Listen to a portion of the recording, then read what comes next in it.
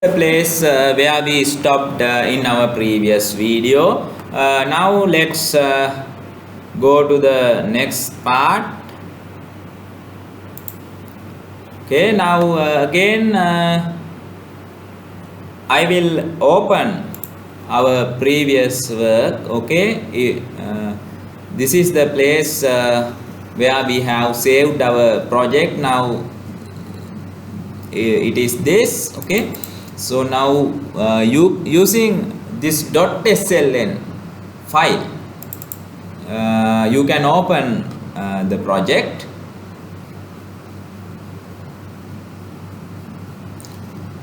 Let's continue from where we have stopped. Okay, so now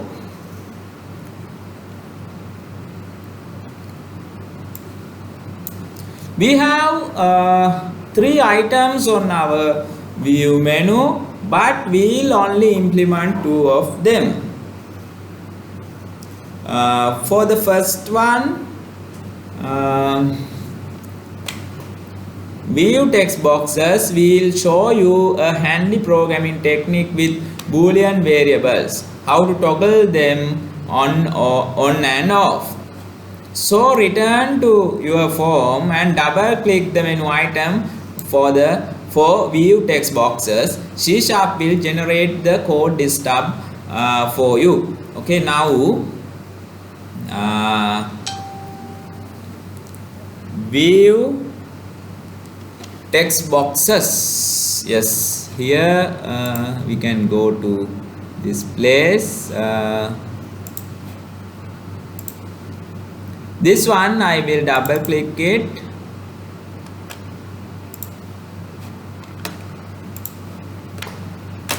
Now this is the code stub.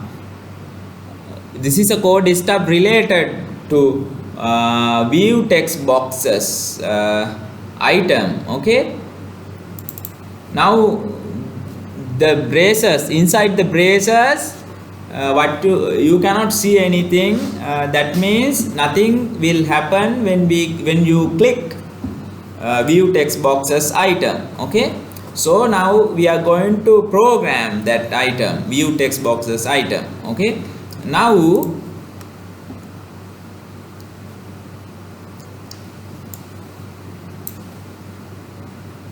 what we will do is to hide the text boxes when the menu item is clicked, and unhide the text boxes when you click again. Check icon will then appear or disappear next to the menu item. Here is an image of what we will be doing. Okay, so I will show you using Notepad.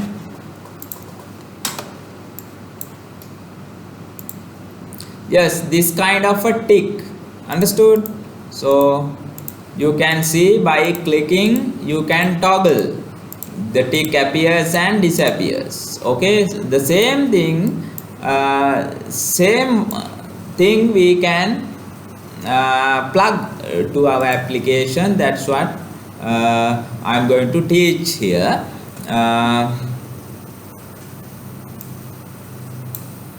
To place a check mark next to a menu item, you use the check property of the menu item. Add this to your view text boxes code stub in between the curly brackets. Okay, now you can select this. Okay, you can select this and then go to the properties window. Okay, go to the properties window and then you have to move to the check property. This one you can set it to true. Okay, that means now you could see initially it was false. Initially it was false, and when you run your application, okay, it takes some time, and if you go here you cannot see it checked. Okay, the reason is what you when you select a particular item and set its properties, those are the properties that are applied when you run your application for the first time. Okay, that's what if you want to see it as checked when you run the application for the first time, what you have to do is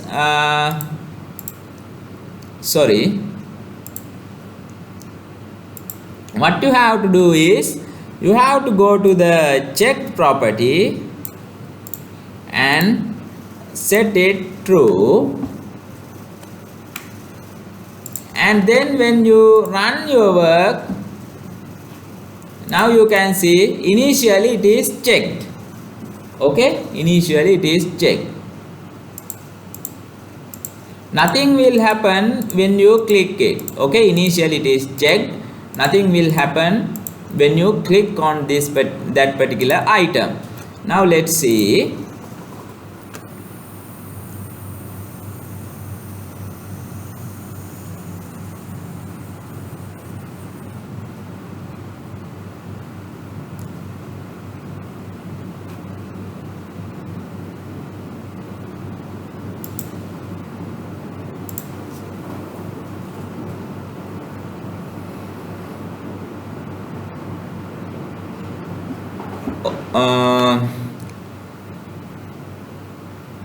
Then the other thing is when you program this, then you can see menu view text boxes dot check property, we can set it to false. Okay, now I will tell you. Now initially what we have done is we have selected this and using the properties window we have set it to true. That means when you run your application for the first time, you will see it as checked. Understood? And in the code stub we have written to set it false. The check property of menu view text boxes, we have set it to false. Okay, that means when you click that particular item, check property will set to false. Okay, that's what then I will show you. Now here when you go to view and you click it, now again now you can see the tick has disappeared. Okay, the line of code inside the two braces has been executed. Okay, so again nothing will you will not observe anything, because at each click the check property will be set to false. Okay, therefore you do not see any observation here. Okay, now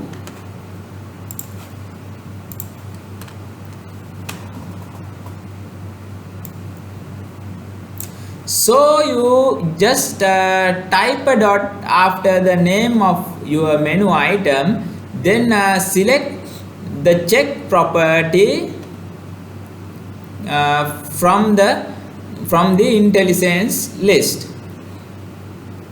Checked is a boolean value that is either set to true or false. It's either got a check mark next to it or hasn't. Okay, now this check property is a boolean, has a boolean value, either it is true or false. If it is true, then check mark will appear in front of our item. If it is false, you will not see any mark, check mark. Okay, tick. Then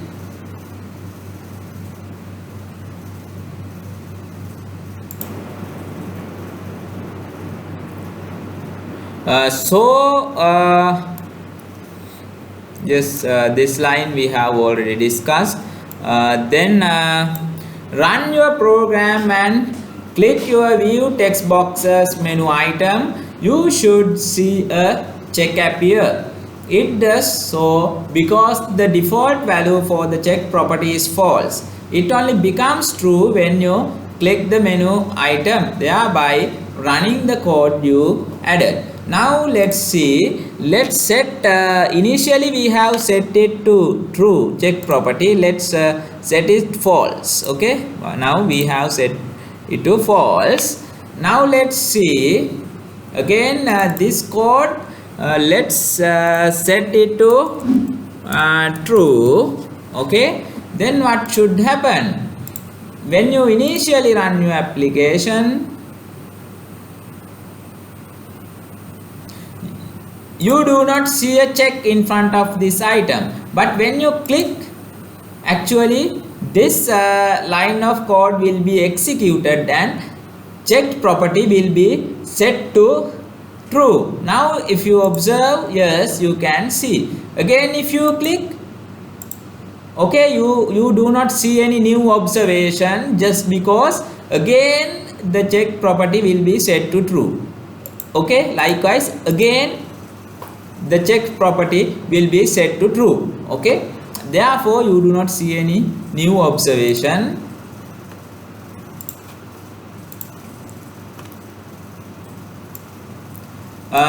The question is, how do you get the check mark symbol to disappear when it's clicked again? Obviously you need to set it to false, meaning not checked.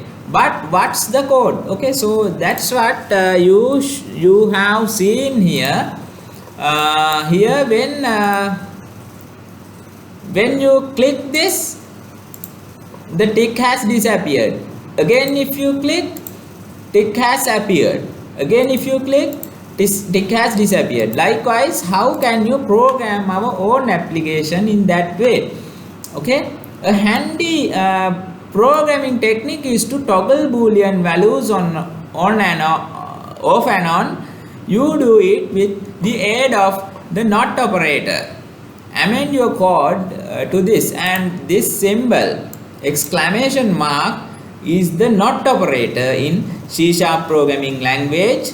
Okay, you can negate it. If a particular value is true, you can change it to false. If a particular value is false, you can change it to true using negation not operator. Okay, now let's see what would happen if you write down it in this way. Not operator menu view text boxes checked. Okay, now in this way we have written the code. That means now we get the existing value of the checked property, then negate it and assign it to the property. Okay, that means if we had true initially, it will become false then, and then check property will be false. If it was false, then again it will be true. If it was true, it will become false. Okay, likewise then you have to understand this line of code. Okay, now let's see. Now if you look at here, if you look at the, once you have selected this, if you look at the properties window,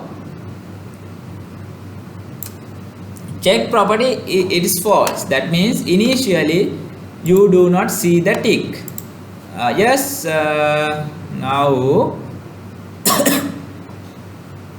now here you do not see the tick. Okay, that means initial value of the check property is false. Okay, initial value of the check property is false now. Okay, now this value is false now. Okay, now when you click this if you click this particular item, then this line of code will be executed. Therefore let's click this. That means initially check property was false. Now using the not operator we have made it true, and now it is set to true. Okay, now if you go here and you see it here, check is there. Now what happens if you click this again? Now the check property is true. No, this value is true now. Okay, when you click this, now this value is true, not operator will make it false and the property will be set to false. Therefore you cannot see the tick now. Therefore using this very handy line of code, so you can toggle. Okay, can you see that? You can toggle the tick by each click. Understood? Now let's continue. So instead of setting the checked value to true, we have this. Okay, so this one, this says not checked, but doesn't mean unchecked. What you are doing is setting the boolean variable to what it is currently not. If it is true, we make it false. If it is false, we make it true. Remember, checked can either be true or false. So if checked is currently true, set it to false and vice versa. The result then gets stored back in the property on the left of the equals sign. Okay, and the other thing is, now even though this is the equal sign, actually we call this the assignment operator in C# programming language. In C also you have learned the equal symbol appears for the assignment operator. Okay, that means value on the right side will be assigned to the variable on the left side. Okay, so actually equality operator in C, both C and C# programming languages is we have two equal signs together. Okay, so that's the equality operator. If you use a single equals symbol, it simply means the assignment operator. Okay, run your program and try it out. Click the menu item to see the check symbol. Click it again and it will disappear. This toggling of boolean variables is quite common in programming and can save you a lot of tricky coding. Okay, so I have already shown this to you.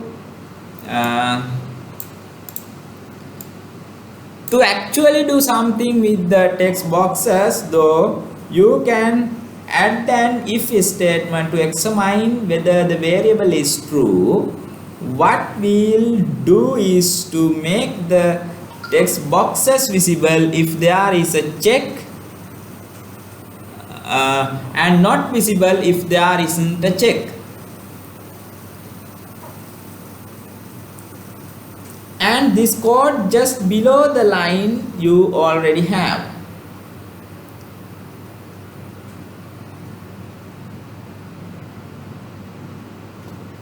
Okay,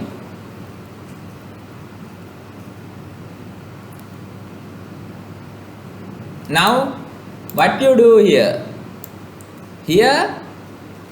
if this property value is true, what you should do is we set the visible property of the text box true, text box 1 and text box 2 to true. Otherwise we set the visible property to false. Then what do we understand by the visible property? If you look at these two text boxes, then if you run your application, these two text boxes are visible at the initial run of our application. So if you select this and go to the visible property, it is true. Let's say we set it false for this particular text box. Now when you run your application, At the initial run of your application, actually the visible property is false for the text box we have here. Therefore, it's not visible in the initial run. But here the visible property was true. Therefore, at the initial run we can see this text box. Okay, anyway, now again let's set it to true. Initially by default it's true. Okay, now what you do here is, we again let's go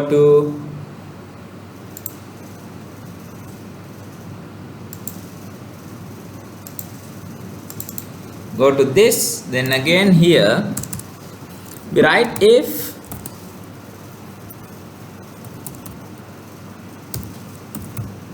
check property. Okay, if the check property is true, what you should do in that situation, we should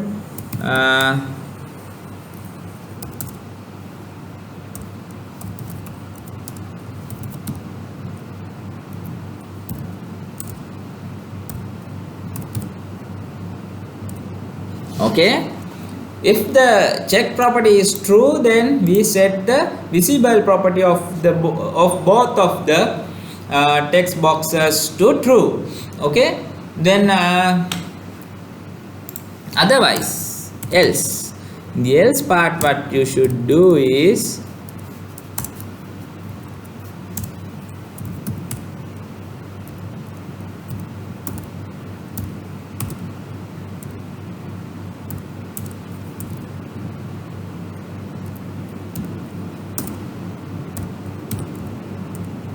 false. Okay, now let's see, now let's run this.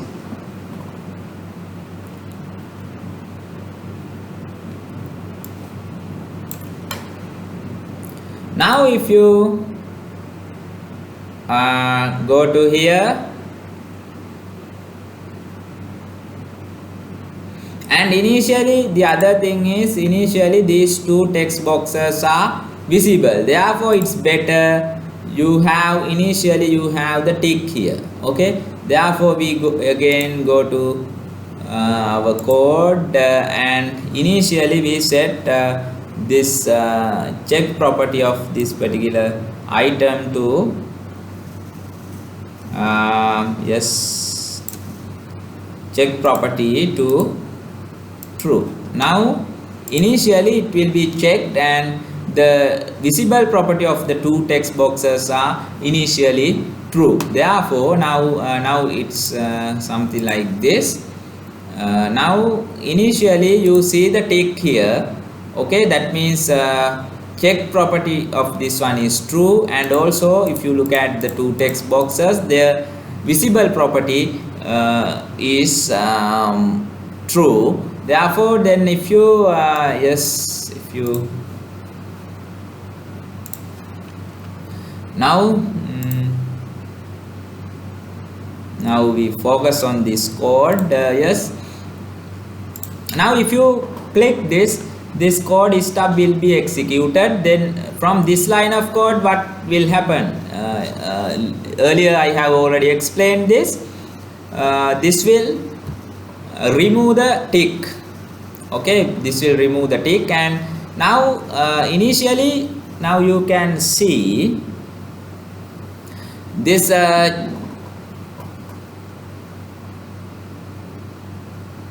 checked one. Okay, that we have the tick here. When you click, tick will be removed. Okay, now this one is false. Understood? Because when you now if I click this, now here this one is true because we have the tick already, therefore check property is true. And then after execution of this line of code, check property will be false, and then therefore this block will not be executed. Instead this block will be executed. Okay, this block will be executed, and Now the visible property of the two text boxes will be set to false. Okay, therefore what you should expect, when you click this tick will disappear due to this okay. The other thing is execution of this part will remove disappear, will these two text boxes will disappear due to the execution of these two lines of code. Okay, again I will explain. Now what you are going to do is, you can see the tick here just because we have set the check property to true using the properties window. That means in the initial run of your application you can see the tick here. You can see the tick here means check property is true. Therefore now this one is true, it will not operator, it will become false, and now check property will be false. Therefore this tick will be removed when you click this. After that, now check property is false. No, therefore this one is false. Therefore this block will not be executed. Instead this block will be executed, and the visible property of the two text boxes will be set to false then. Okay, that means if you click here, tick will disappear and also the two text boxes will disappear. Okay, that should happen. Now let's see. Now you can see, okay, text boxes disappeared and here you do not see the tick. Now what happens if you click again here? Now you do not have the tick, that means the check property is false. Okay, therefore this one is false. When you click here, this one is false, therefore check property will be set to true, therefore tick will appear. And now this one is true, no? Therefore this block will be executed and the visible property of the two text boxes will be set to true. Therefore what should happen, if I click here again, then text boxes will appear and also tick will appear. Now you can see this, now tick is here. Okay, likewise you can toggle. Okay, now you have to again think about the code and try to understand this logic. Okay,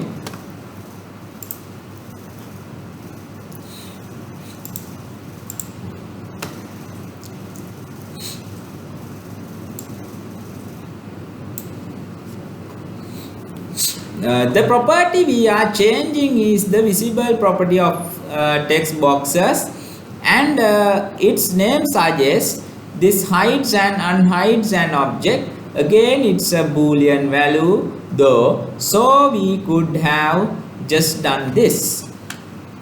Okay, instead of doing it in this way, we have a handy way of doing that. Since visible property is also boolean value, if the visible property is true, then text box is visible on our form. If the visible property is false, the text box will not be visible in our form. Okay, therefore now since it is a boolean value as in our previous situation, we can do it in handy way. Okay, in a handy way like this.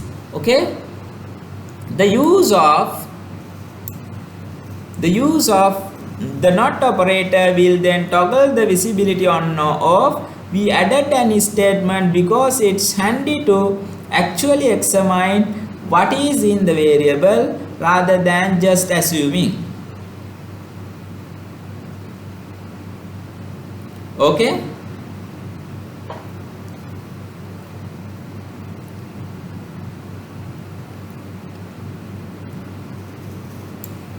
one line you may puzzle over this is this. One line you may puzzle over is this one.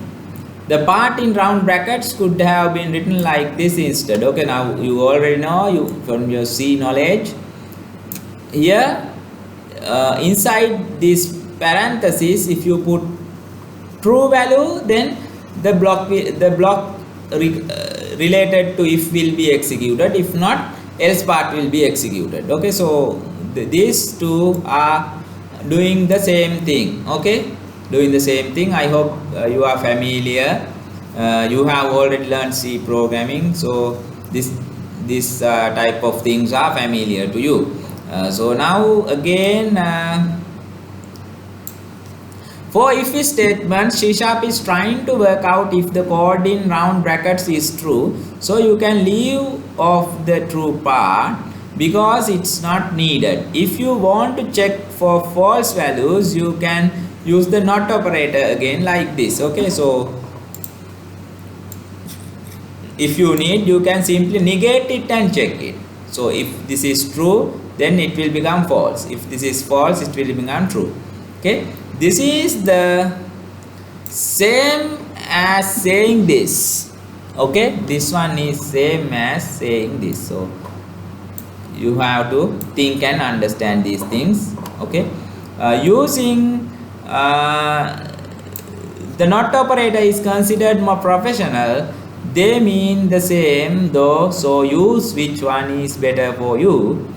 Okay, in the next part you will see how to add images to your C# programs. Okay, before that, now let's say instead of now you can comment this one. Okay, you can comment this and let's say we can write the same thing, text box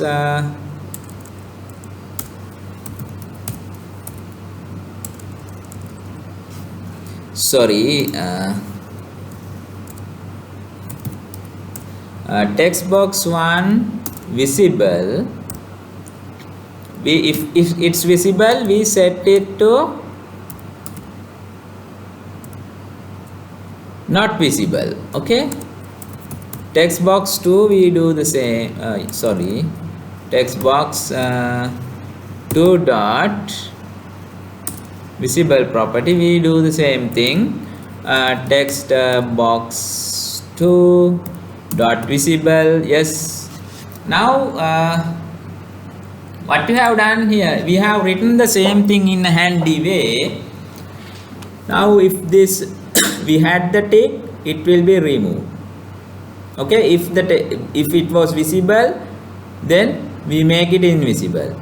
Okay, now let's see, in this way also it's possible.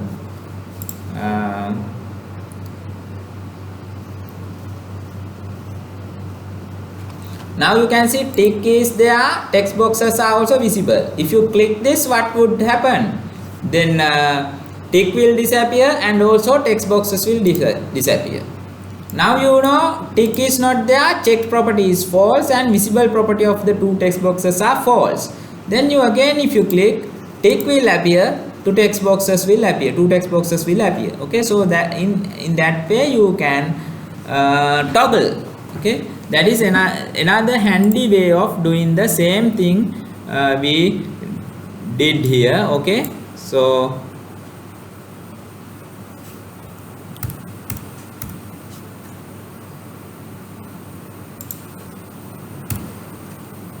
now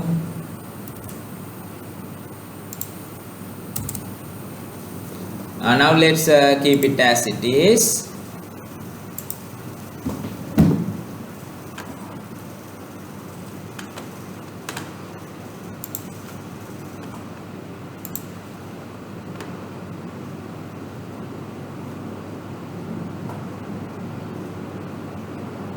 Adding images in C#.NET. Let's go to the next part.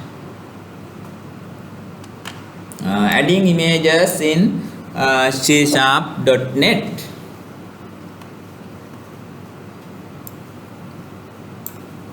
You have seen the open file dialog box countless times.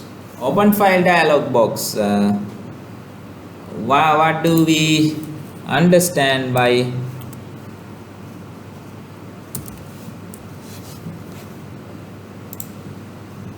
this one? This is the open file dialog box. Okay, you have seen this. Okay,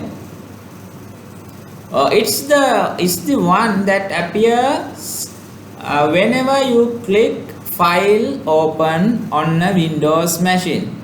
You then navigate through the folders searching for the file you want to open. That's what you do using the open file dialog. Okay, for our view images menu, we'll do something slightly more complex. We'll have our own open file dialog box that allows you to select images from your computer. When you select an image, it will then appear in a new control on your form. Okay, now that's what we are going to do. We are going to plug plug an open file dialog box to our application. Okay, you do not have to program it from the scratch. You can simply plug it. Okay, that's why we call this rapid application development. You can rapidly do the things. So we need a place on our form where we can store images. Now to our application, we are going to plug an open file dialog box, and also using that open file dialog box, we can select an image to a control on our form. So to display an image on our form, we need a picture box. Okay, we need a picture box. Have a look at the toolbox on the left hand side of Visual C#, that means Visual Studio IDE. Under command controls, locate picture box. Once you select the picture box tool, click on your form once to add the new picture box control. Your form should then look like this one. Okay, so then we go to the form. Okay, then let's in this way you can expand.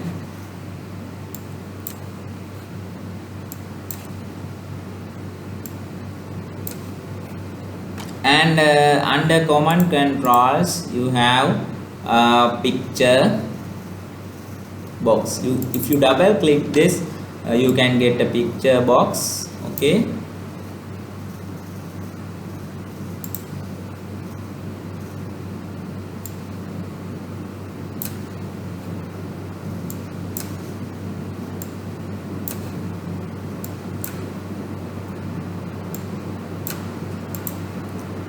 to this picture box, I am planning to put a picture. Okay, using open file dialog. Okay,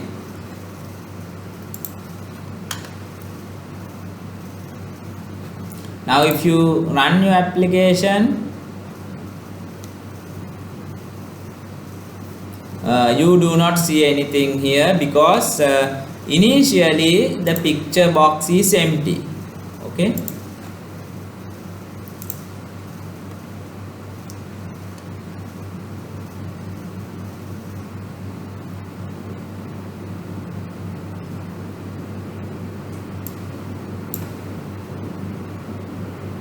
the picture box control is blank when you first add one.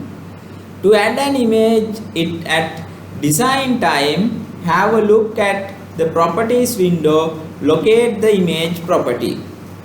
Okay,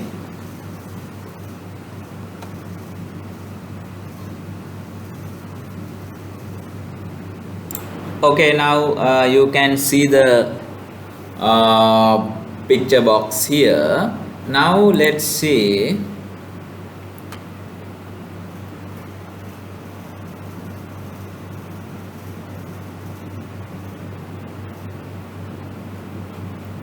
The picture box control is blank when you first add one. To add an image to it at design time, you have a look at the properties window. Locate the image property. Now you select, you select your picture box, then go to the properties window. Here by clicking, initially it's has no pictures, none. By clicking this you can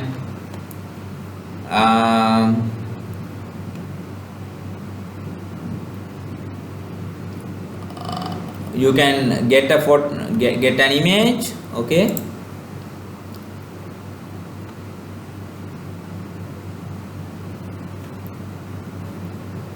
click the button with the three dots on it to see a dialog box appear. These three dots. Okay, I have already clicked that.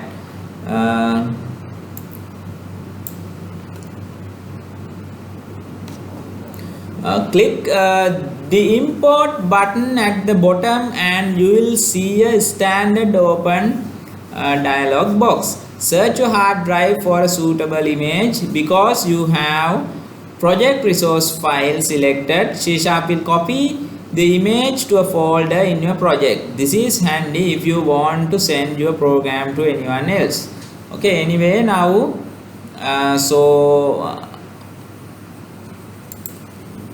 now to our project, now we need to copy this image. Okay, therefore here I select this one. Okay, so once I select a particular image, that image will be copied to the project as well. Okay, therefore after clicking this, let's go to the desktop. Then in my desktop I already have a flower, an image of a flower. Let's select it and then click open.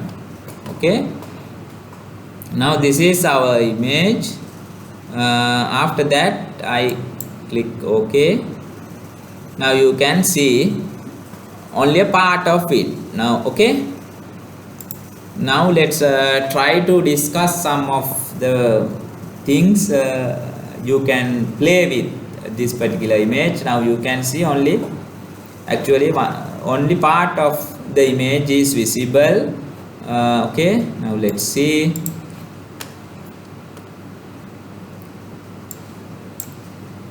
In the image below, we've gone for a picture of a planet. Okay, that's what we have done here. Click OK and you will see, you will be taken back to your form. Notice that the image is too big for the picture box. Locate the size mode property in the properties window. Now you can go to the size mode. It's normal, it will display it here. If you select stretch image, now you can see the entire image here. Okay, likewise auto size, then the picture box will be resized so that the original image can be included inside the picture box. Okay, then center image. Okay, likewise you have different options. Okay, in this way you have different options.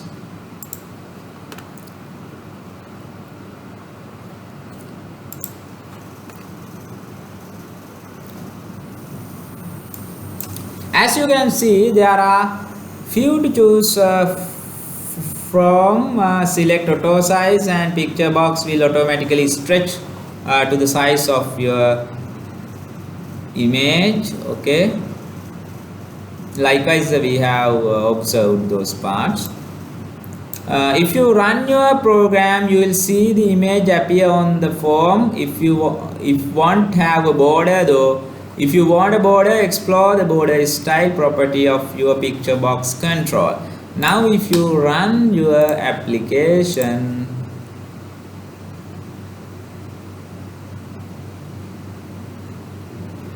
you do not see a border around your picture box. So if you want a border, again you can select the you can select the picture box, then go to the border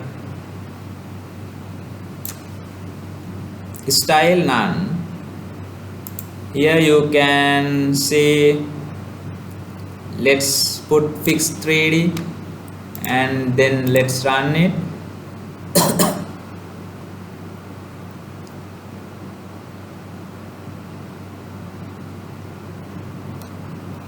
Okay, now here you can see a border, okay, 3D border around our image. Okay, I don't know whether it's visible. Okay, anyway, there is a 3D border. If you look carefully, you will see it. Okay, those are some properties related to our picture box. In the next part, you will see how to add open file dialog box to a project, allowing you to select any image you want. Then let's move to the next section. Open file dialog box in C#.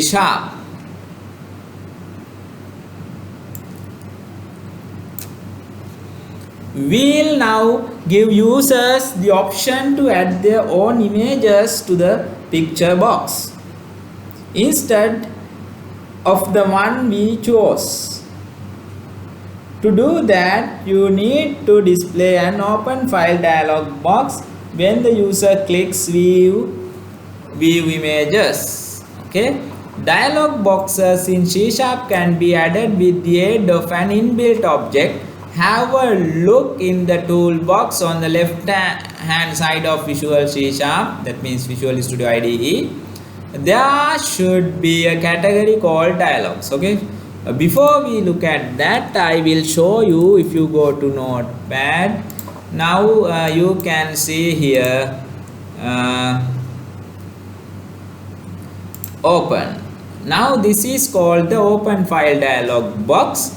So if you want this kind of an open file dialog box to your application, you do not have to program it from the scratch. You can simply plug the one like this to your application. Okay, so in order to do that, so you go to the dialog section in toolbox, then double click on open file dialog. Okay, now here you can see an open file dialog has appeared. Okay,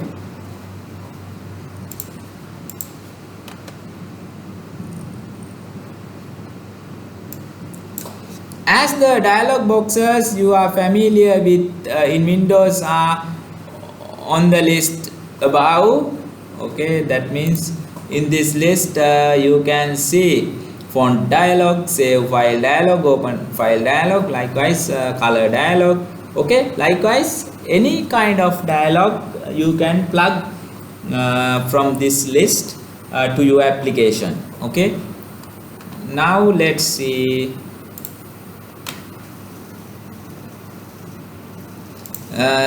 the one highlighted is the one we want, this one. Open file dialog, double click this item and you will see a new item appear at the bottom of Visual C#, Visual Studio IDE, next to your menu strip 1 object. Now this one you can see here. Okay,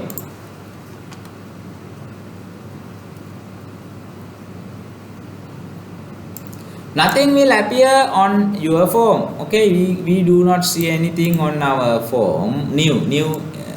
New things we do not see even after adding the open file dialog. Okay,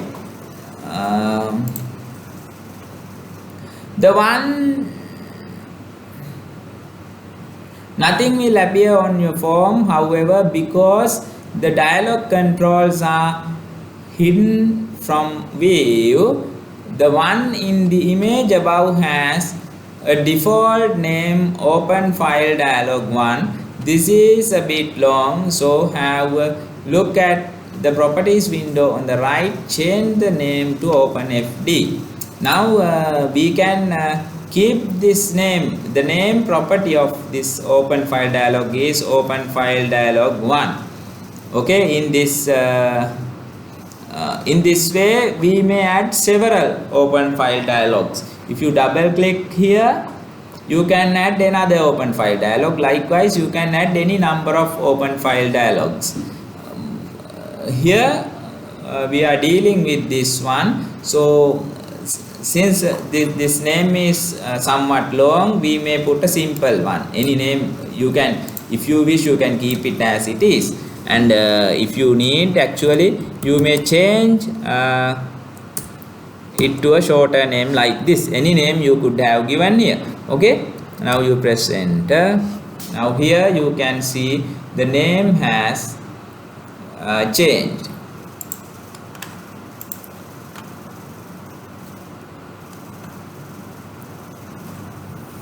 The control at the bottom of Visual C#, that means Visual Studio IDE, should have changed as well. Okay, so now you can see the change here. Okay,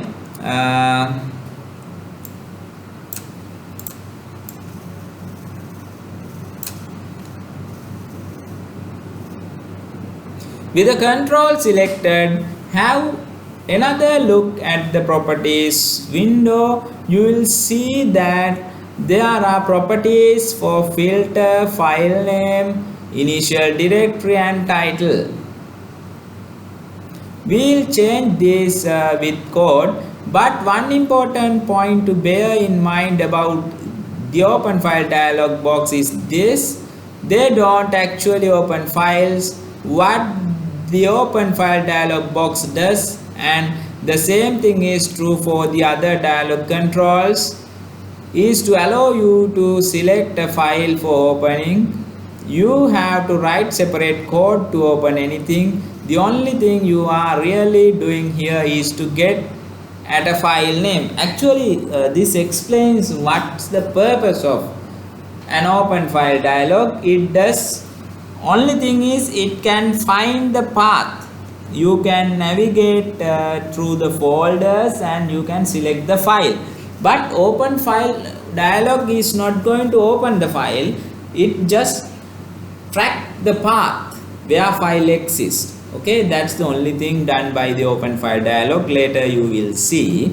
And if you select open file dialog control here and go to its properties window, you will see some property, initial directory. Okay, yes, then filter.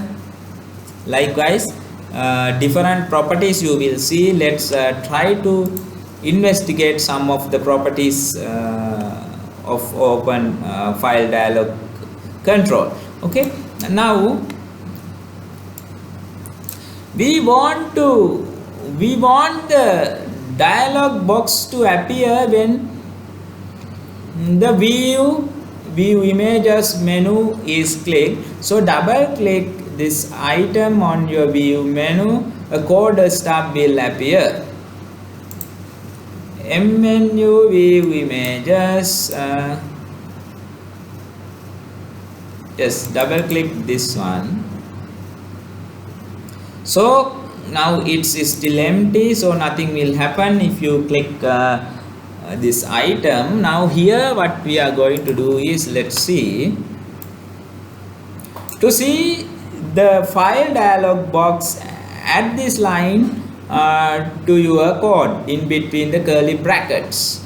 So here we write open fd dot show dialog. Now this line of code will display the dialog box we have plugged. Now let's run our application.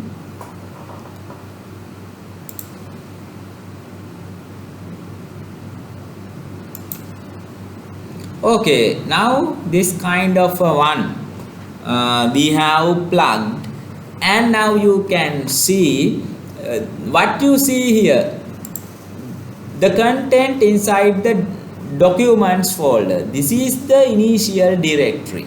Okay, you can change the initial directory property and set your own directory content to display here. Okay, and this is the file name, and you do not have a filter. Filter means something like this. If you look at Notepad, and if you are going to open something, here you can see a filter, whether you display all files or only the files with the extension of .txt. Okay, likewise now this dialog box you can add the filter if you wish. Okay, likewise certain properties, and here the default name it has provided us is open file dialog 1. You can set a initial name, okay, to here, or else you can make it empty initially. Okay, likewise different things we can do with open file dialog. Still only this line of code that just displays the dialog box. Okay, we have not yet set any properties of the dialog box. Okay, now let's see how we can do them.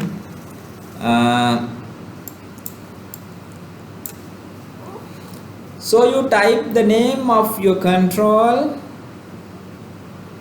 and then dot. After the dot, select show dialog from the IntelliSense list. As its name suggests, this shows you the dialog box. Run your program and try it out. You should see something like the following appear when you click your view images menu item. Okay, now this is what I have shown in my operating system. Okay, because we haven't yet set any properties, a default location is displayed, which is the documents folder in Windows. By default it is the default location. The file name has the default open file dialog. That's two properties we could see. Okay, we could see the contents inside the document folder, and also the default file name was this in our case also. You can change all these though. We can set a title first. Okay, title means what you see here. Okay, so if you run your application, okay, then here what you see here is the title. You can change it as you wish. Okay, you can change the title, then the initial directory, then what you see here, and you can add a filter. Likewise many things you can do with this. Now let's investigate. Now for the title we can set before showing the dialog box we have to set those properties. Okay, so open fd title property, we set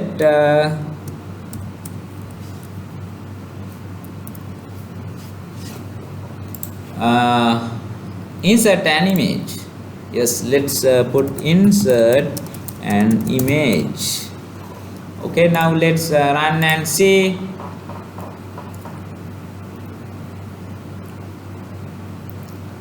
View images. Now here you can see insert an image. Okay, likewise you can change the things. Yes, this time we are using the title property and setting it to the text insert an image.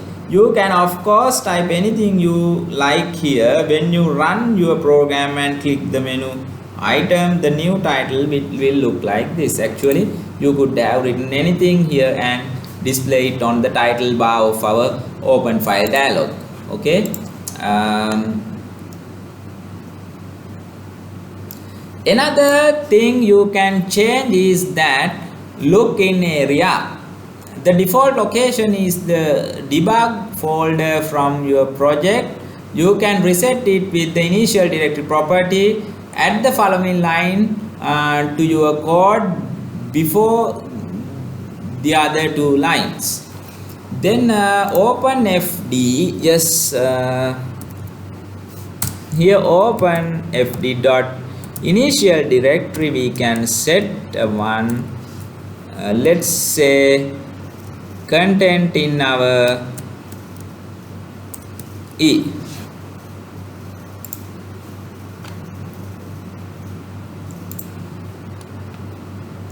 The directory E, let's run it and see.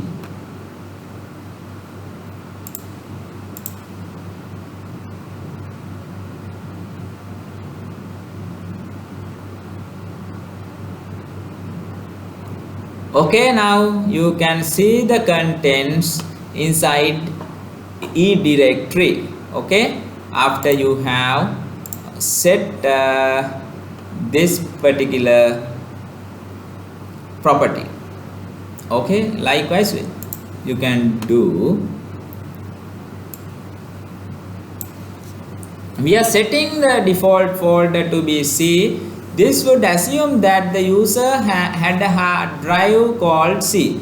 If okay, that means if you have partition and when you put this project in a different machine, sometimes they may not have a partition called C. Okay, so then we have a problem.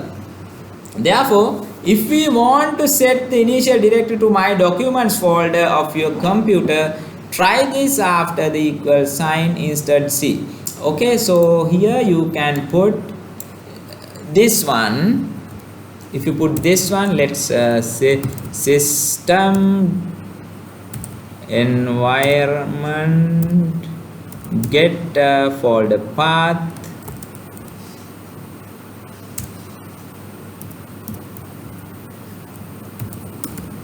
environment special folder personal. Okay, likewise, once you have added this line of code, that means initial directory will always be the my documents folder in our computer. Now let's see if you run this.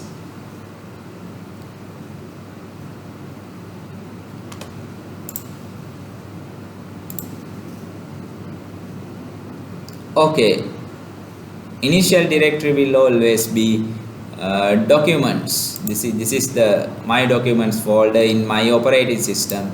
Okay, likewise you can set it like using this code you can set it. Okay, this will get the folder path to my documents folder or personal folder, which is also known as documents folder in Windows. Okay, I'm using Windows 10 and it is documents folder. You need to do this way because different users will have different usernames and there is no way for you to tell beforehand. But run your program and try it out. The location at the top should have changed. Okay, we could see this when we have run this, then this part here, this is the location. Okay,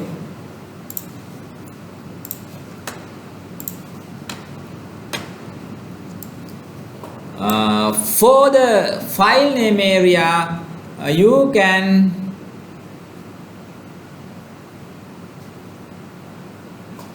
use the file name property. Add this line to your code, add it beforehand before the final line. Okay, now you could see when you run this, Initial file name was open file dialog 1. How it comes to here? One thing is you can see if you select the open file dialog, and if you go to file name property, it is this one.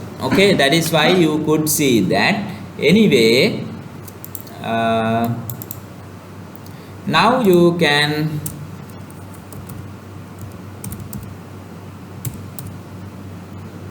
set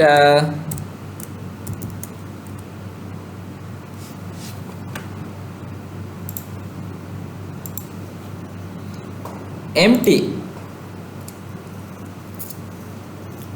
string. That means you will not see anything there. Now let's run this. Yes,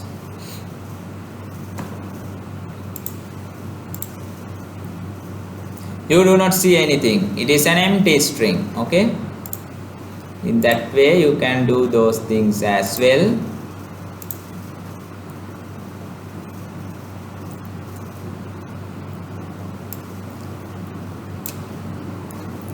Here we are setting the file name to a blank string. Run your program and you will find that the file name area on your dialog box will be blank and the cursor will be flashing away.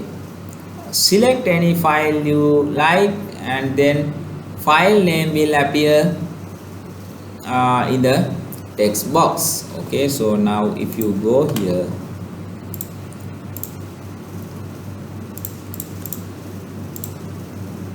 you can navigate here. Now you can see the file name appears. Okay,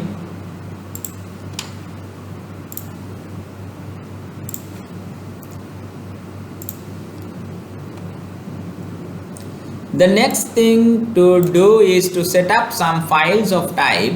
This is for the drop down list you can see at the bottom just under file name. Here is what we want to do. This is called a filter. Now you can add a filter. If you select this one, then it will display only the files with .jpg extension. If you select this one, it will show us the files with only the files with .gif extension. If you select this in the same way, you will see only the files with .bmp extension. Okay, now we want to add the filter. So we want the user to be able to select JPEG images, GIF images and bitmap images. When you set the files of type, you are restricting the type of files that the user can open. This is done with the filter property. After all, you don't want your users trying to insert text files into a picture box. Okay, so actually you have to restrict this. Otherwise, what happens if a user selects a text file and try to load it to our picture box? Then it will cause an error definitely. Therefore, we have to be careful and filter is important. Filtering is important. The filter property. Now, without adding the filter, now let's see. Now, yes, if you go here, you can see other files as well. This is just a text file. Okay, so if somebody select this one, then definitely it will cause an error. It will crash our application.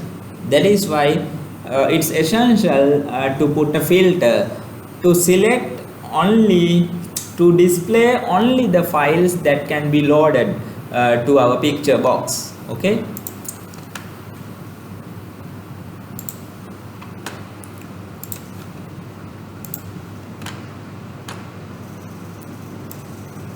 the filter property makes use of the pipe character. This one in your keyboard you will see this character. It is called the pipe character. The pipe character can be found above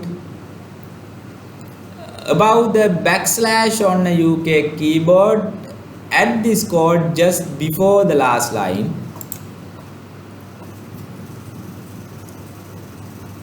Okay, then let's add that.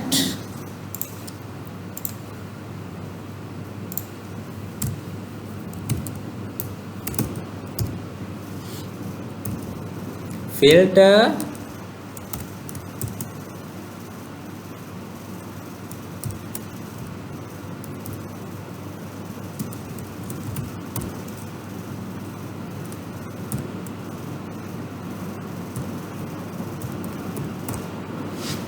okay, then filter. In our filter now we add only .jpg images. Okay, .jpg images. Now let's see.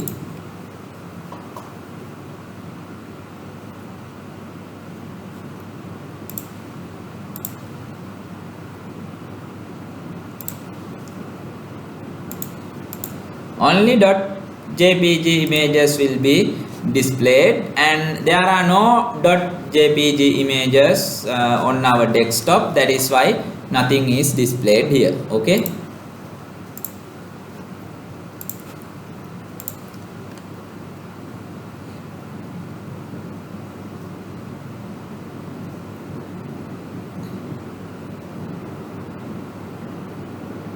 Okay, now let's go to our desktop.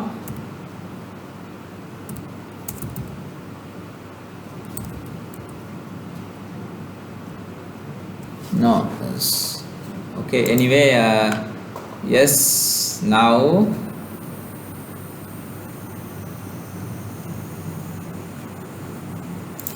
let's try to add another category. So in order to do that,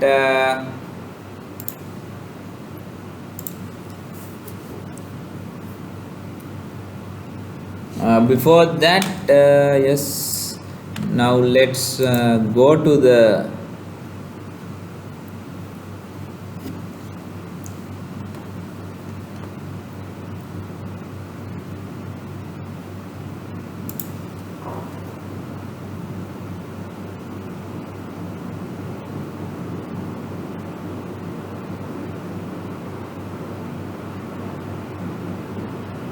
okay, now anyway, now let's say we can separate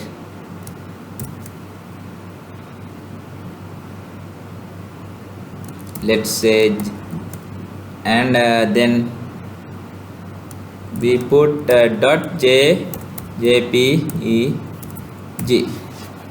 Okay, now when you run this,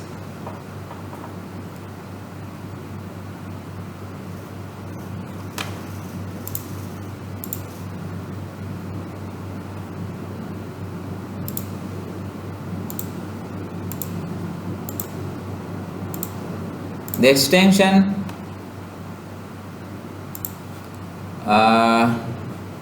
okay,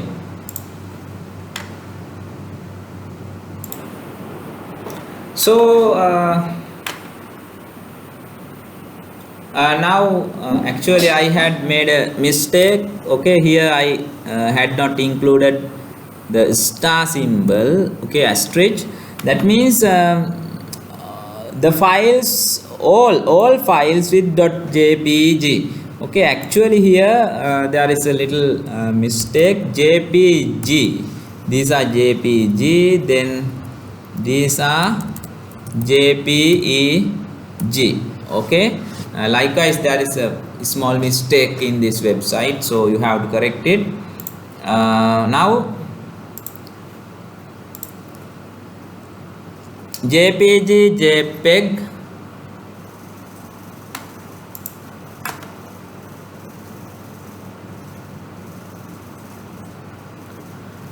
okay, now let's see.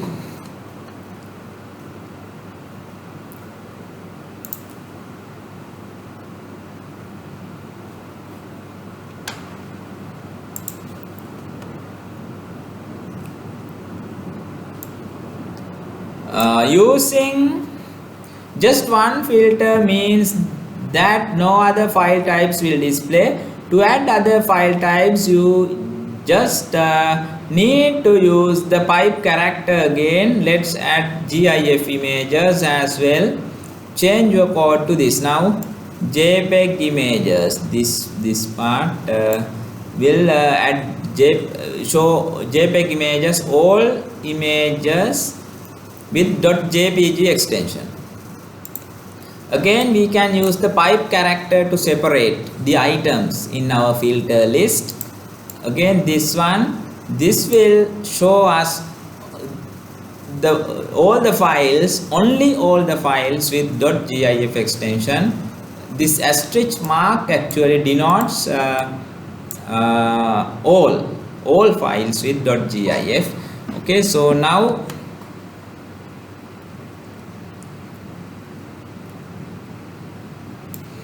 as you can see, the line is a bit messy. The new part is in blue, though. Notice that you separate one file from another with the pipe character, but you also need a pipe to separate the text for the drop down list from the actual file type. To add bitmap images, the code would be this. Okay,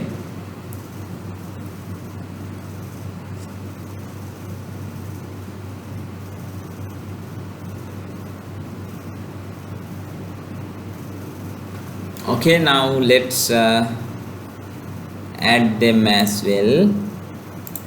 Another type, if you want to add, you use the pipe character GIF images. Actually, this is the part you see in the list. Okay, now all .gif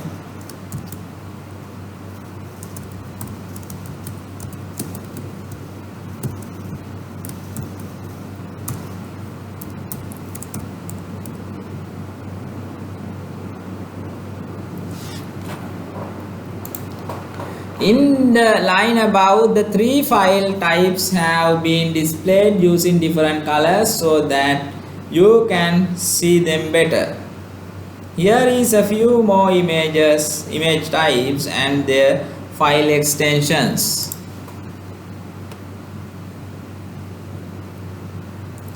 TIFF images .tif or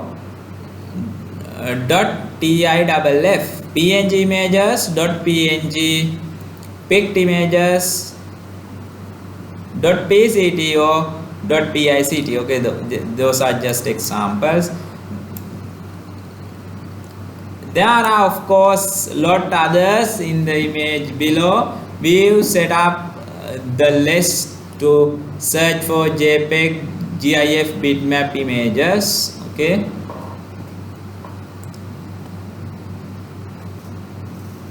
now let's see.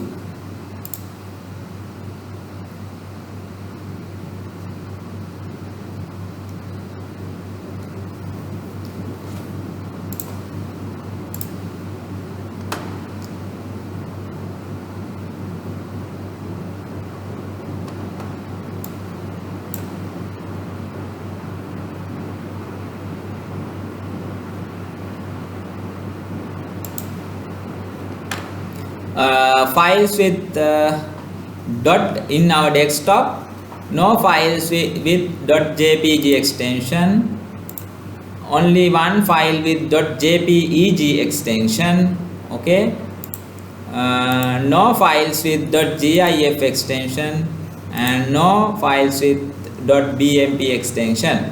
Okay, so and the other thing I want to tell you is, now if you want to add a section to display all files,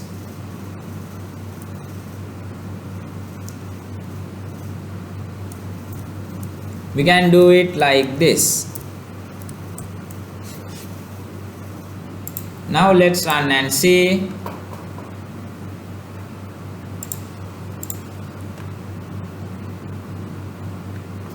Okay, an error occurred. Yes.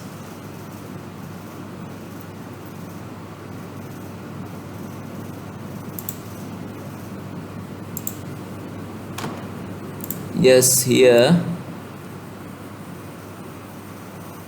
Sorry, I have made a mistake. This one, then all files. Okay, all files. Then pipe character, all file names, all extensions. Okay, that's why two asterisk symbols.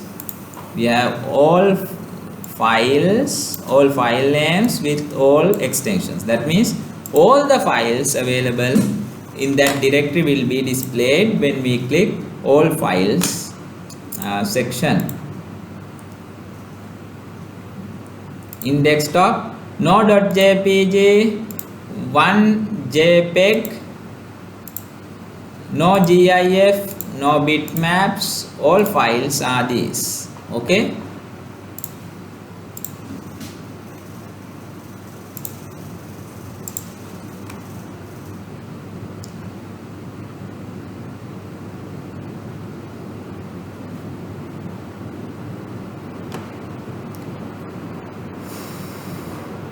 To display files of any type, use an asterisk symbol in place of the file extension. For example, it is like this.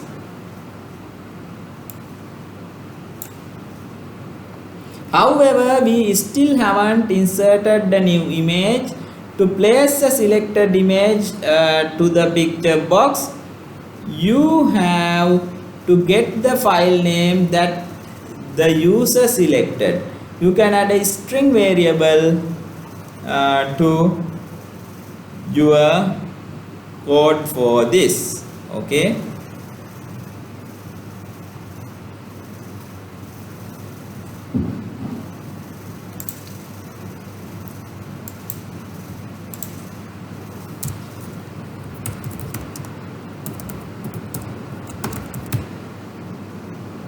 Okay, chosen file.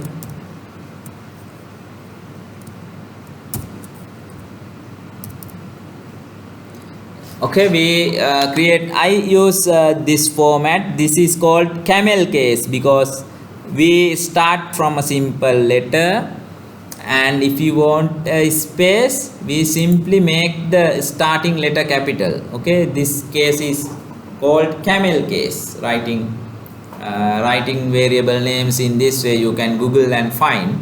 Okay, anyway, now chosen file, that is a string that is initially empty.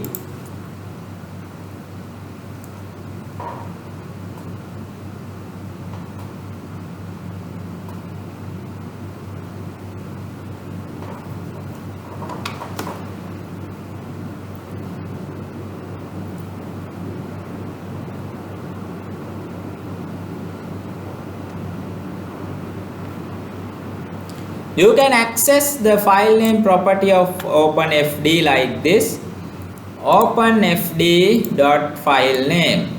File name property we can access. Actually, this property will return not only the file name but the entire path. Okay, actually this contains the path to our file. Okay, that is important. This contains the path to our file. The file name will then be in the variable we called chosen file. To place a new image into the picture box you have on the form, you need the image property. Then our picture box, if you select our picture box, let's go to the name property. The name property that by default picture box 1, let's use that. Okay, now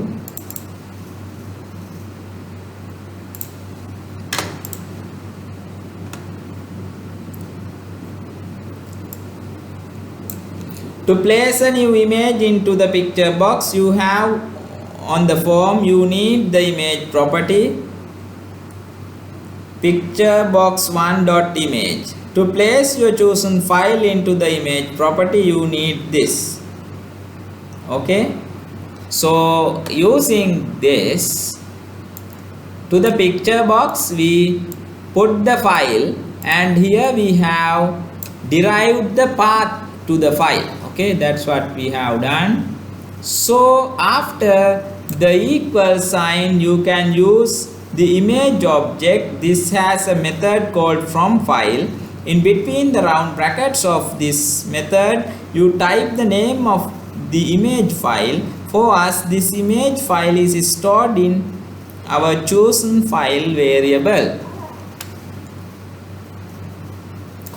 Add the new lines to your code, and your coding window should look something like ours below. We've cut down on a few filters.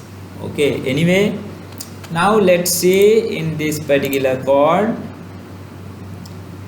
In this website, initially the chosen file variable is empty. Actually, this variable is expected to store the complete path of our file, and initial directory, title, file name, initial file name, it's empty, filter. Okay, then we display the dialog box. After that, user navigates through the folders and select a particular file. After that, to the chosen file variable we get the path of that file, and after that to our picture box image property we set that particular file. Here we should include the path to our file. Okay, now let's modify our own code accordingly. So here now you have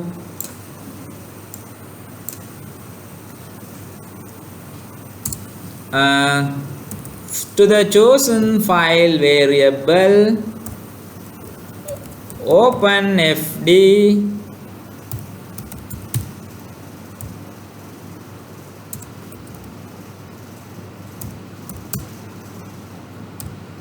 image dot from file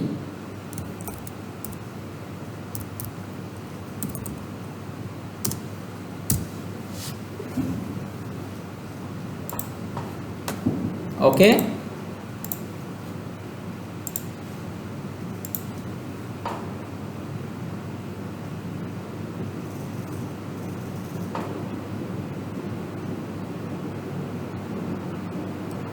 Now let's see.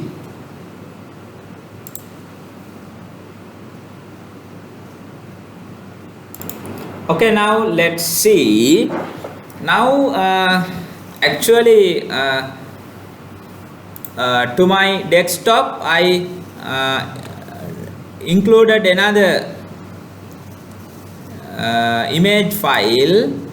If you go to its properties, it is .png image. Okay, now let's run our application.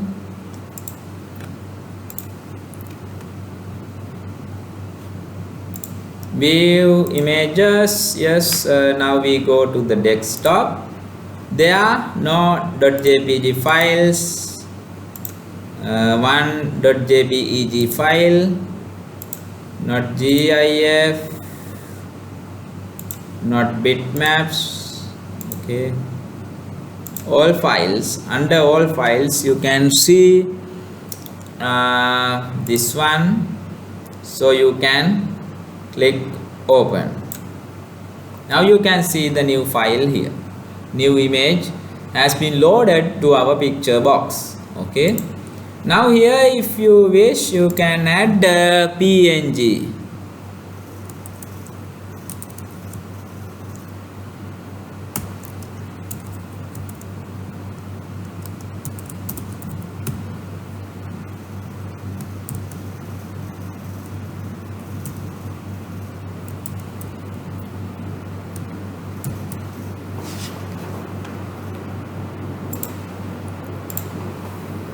Now if you run this and go to desktop, then if you display here PNG images, you can see this because this is a .png image. Okay,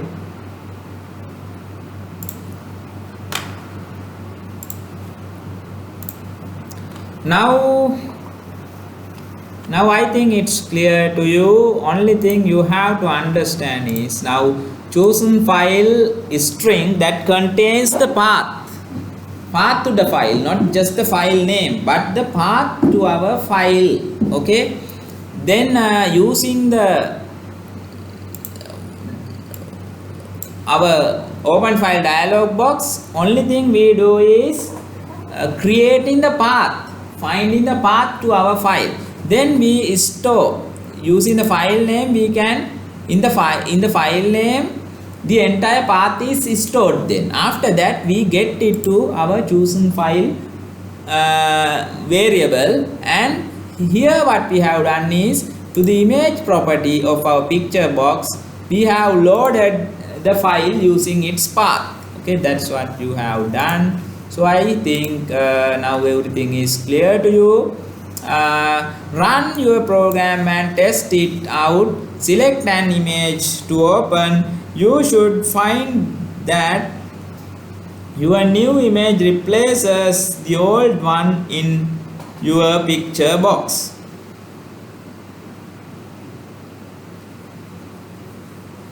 Okay,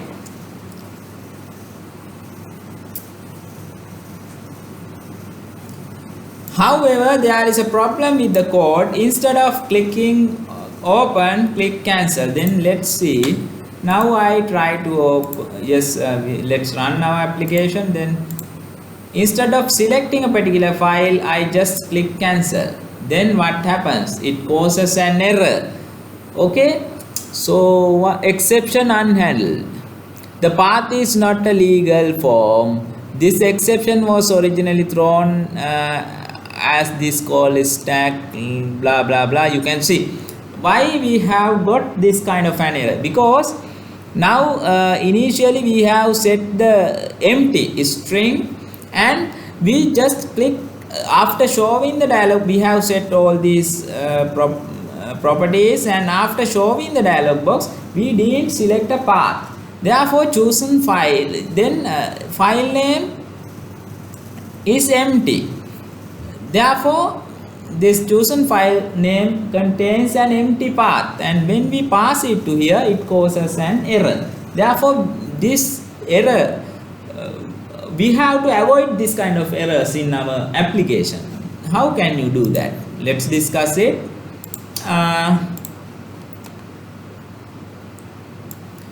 Because the cancel button was clicked, there is no image name in the variable chosen file, so the program bugs out on you. You need to handle this in your code. To check if the cancel button was clicked, you can use this. Okay, you can use this code. Open file show dialog, then dialog result cancel. That means the user has clicked the cancel button. Then in that case we display a message operation cancelled, something like that. Any message you could have displayed. So there is inbuilt object called dialog result. You check if this has a value of cancel. Adding an else statement gives us this code. So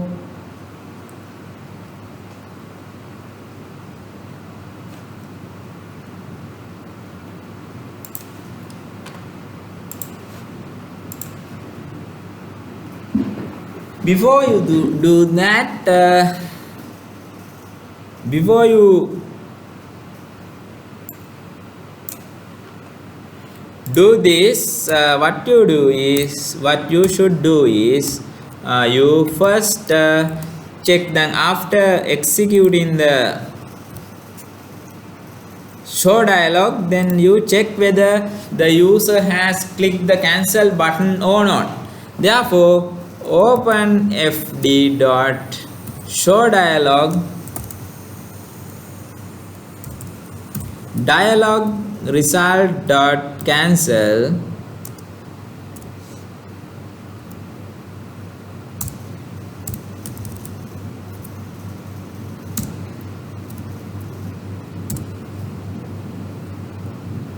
okay, dialog result. If cancel button was clicked, then we simply display in a message box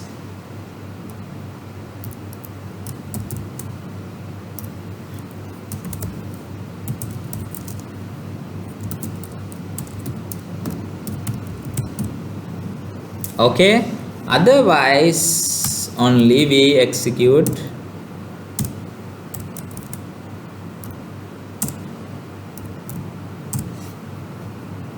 these two line of code. We just cut this and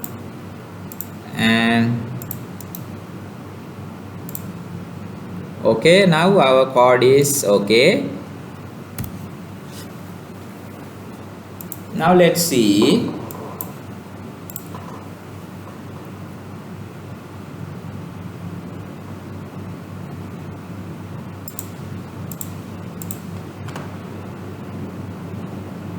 If we click the cancel button,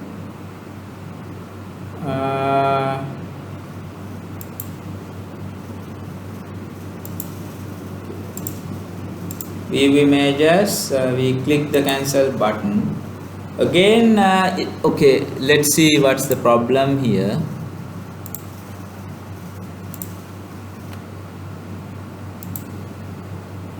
Okay, so we do not have to display this display the show dialog 2 times. Okay, this part also, that's the problem. That's why we got show dialog twice. We just remove this one. Okay, now this part will display the show dialog, the open file dialog box, and check whether the result is cancelled. Then this operation cancelled message will be displayed. Otherwise the path will be taken to chosen file variable, and after that, using that path, the image of the picture box 1 will be set.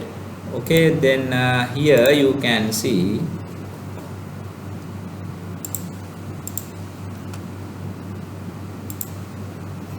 let's say if you click cancel, that's okay.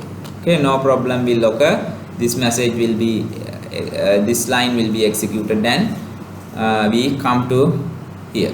Okay, and then otherwise you just have to just jpeg files. Okay, likewise you can do.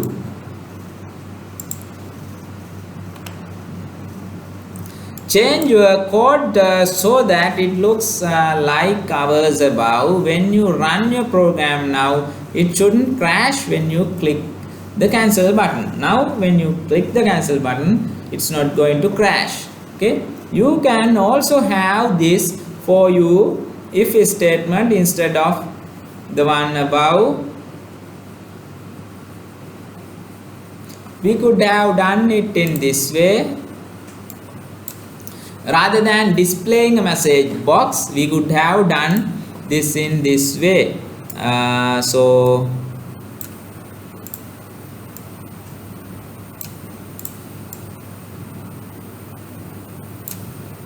let's remove this. Okay,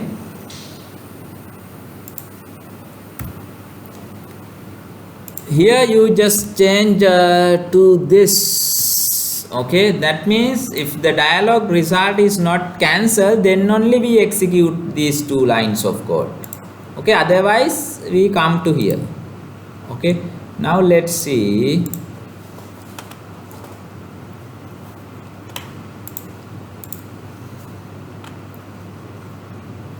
Click cancel, the dialog simply disappears without displaying a message box as in previous situation. So if the things are okay,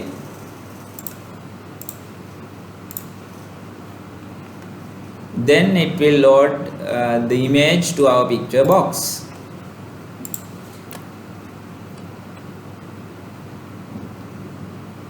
We have used the not symbol here, so we are checking if dialog result does not equal cancel. Okay, that's what we have done here. Not equals operator. Okay,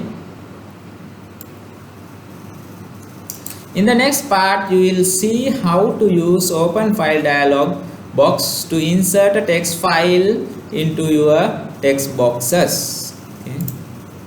Now we are going to open a text file to one of our text boxes.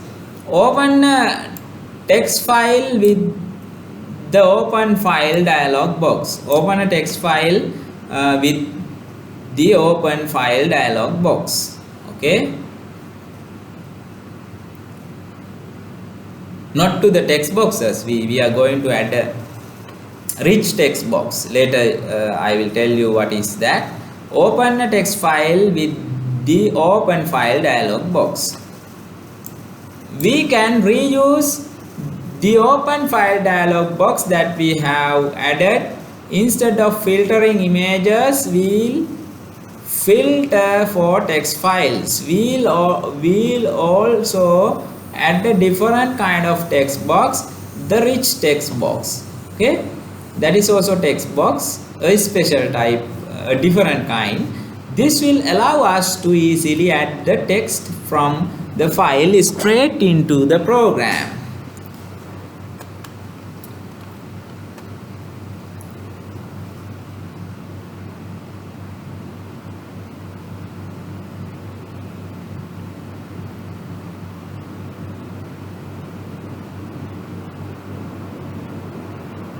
So return to designer view so that you can see your form. Now expand the toolbox and locate rich text box under command controls.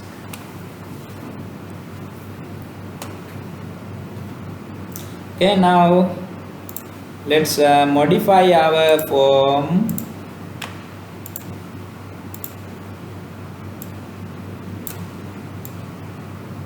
Let's put this here.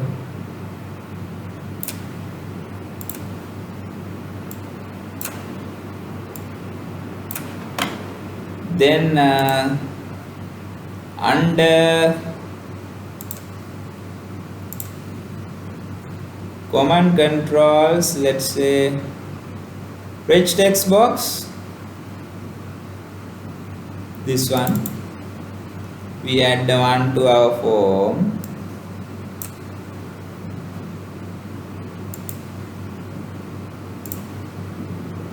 Sorry, okay, we delete one. Yeah, by mistake I added two.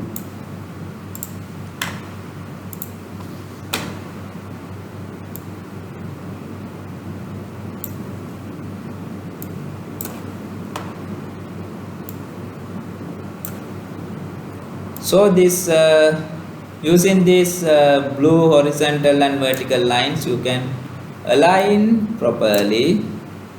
You can align your controls properly. Okay, anyway, now let's see. This is our rich text box. If you select the rich text box and go to its name property, you will see rich text box 1, the default name. Okay, you can change this if you want. Okay, anyway, let's keep it as it is.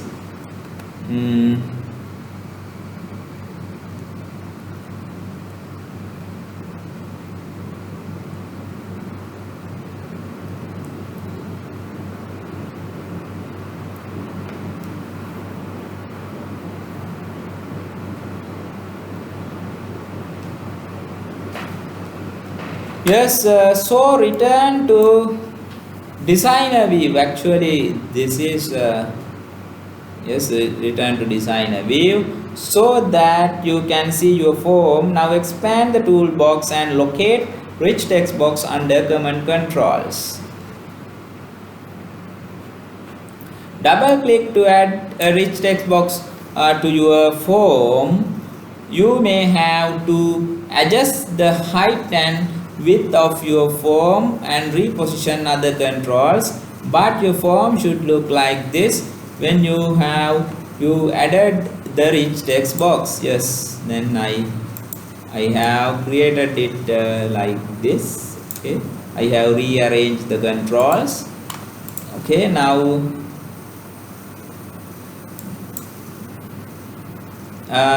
the rich text box is the one at the bottom. It looks exactly the same as normal text box, but you can do more with it. Okay, one method it does have is called load file. We'll use this to load a text file. Now that we added the rich text box, we add some code. So access the code is tab for your file. Open menu item. It should look like this. Okay, now we go to file, open. We are going to program this particular item. Double click that. Yes, now here it's empty. Now let's write some code.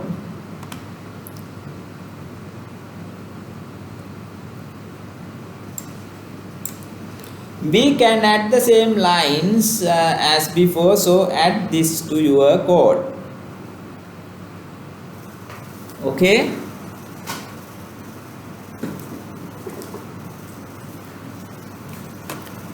now here we need a string to store the path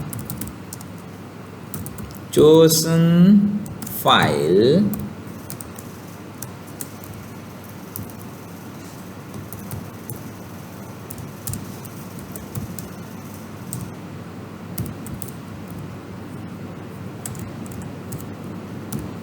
sorry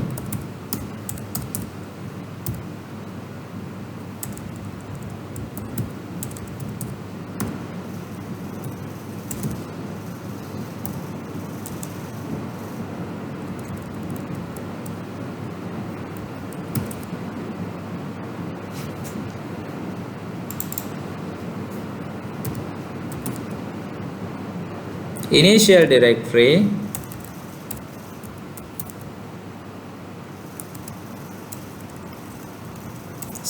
initial directory we set it to C. openfd dot title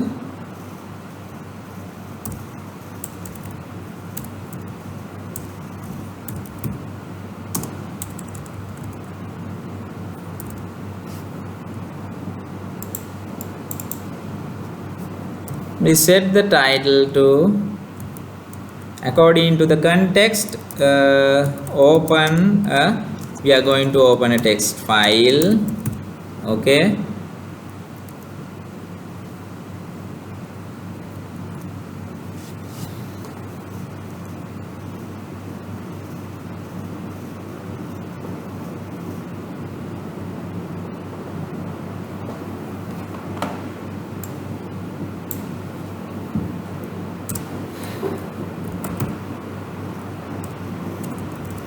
open fd dot file name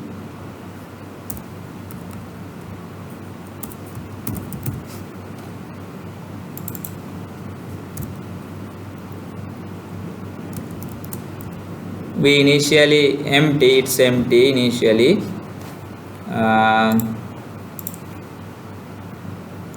The only thing we change here is the title property. For the next line we can add the filters. Now in the filter I just open fd dot filter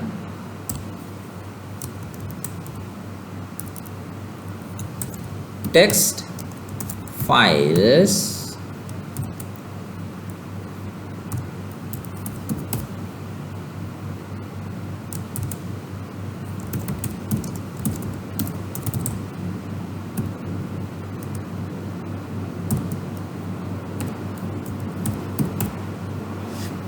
sorry, doc .doc extension and .txt extension, two types of files, okay, in our filter.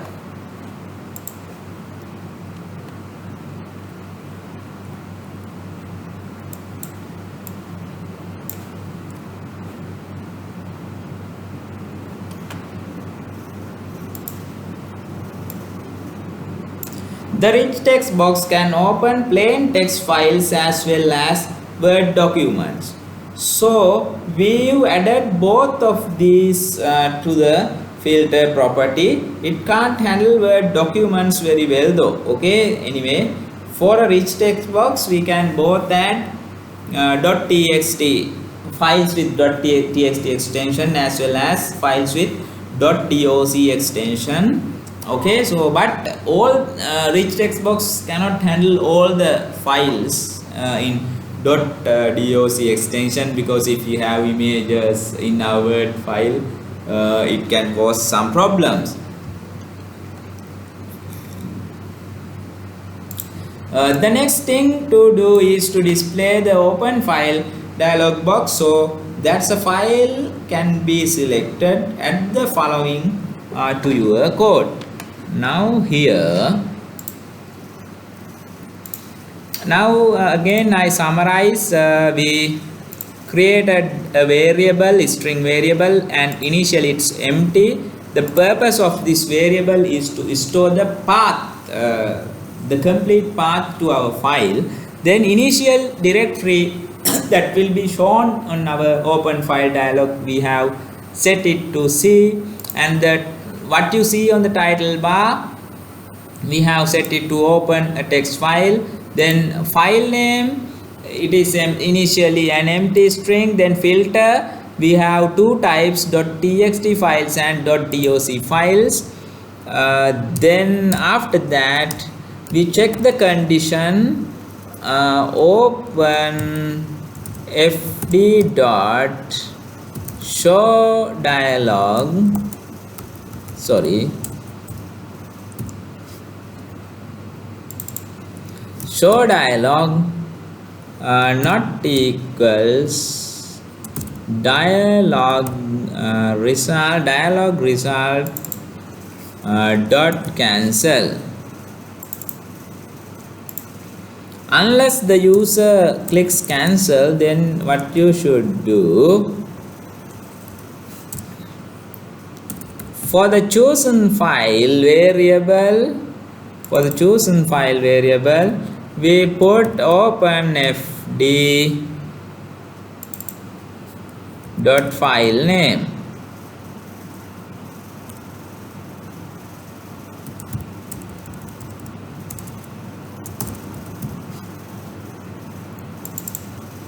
Okay, file name.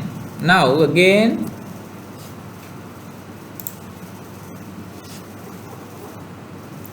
after that, now dialog open file dialog will be displayed, and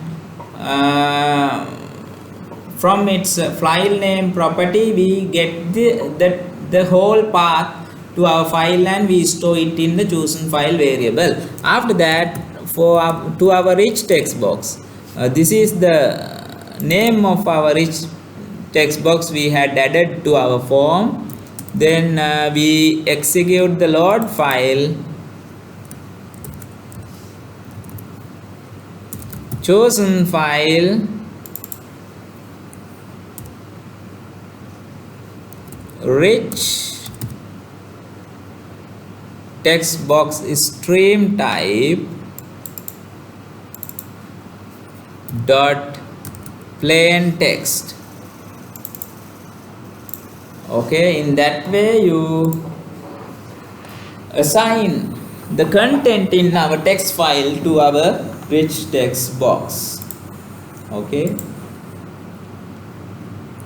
this is more or less the same as before, but notice the line that adds the text file to rich text box. Okay, so you will see a better way to open up a text file later in the course. For now, run your program and test that it works. You should be able to add plain text file to the rich text box. Okay, now in the here in on our desktop, let's say test 1. I will type some text there.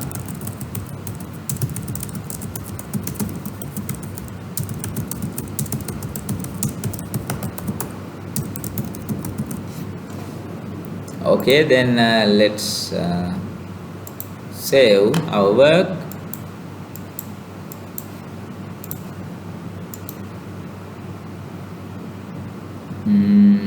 Then Word, yes.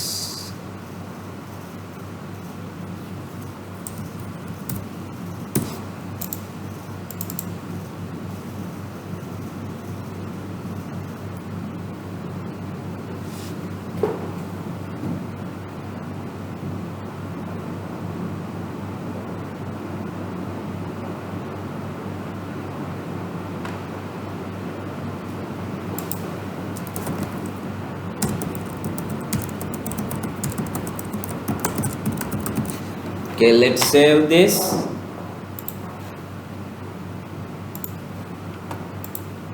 Now let's run our application.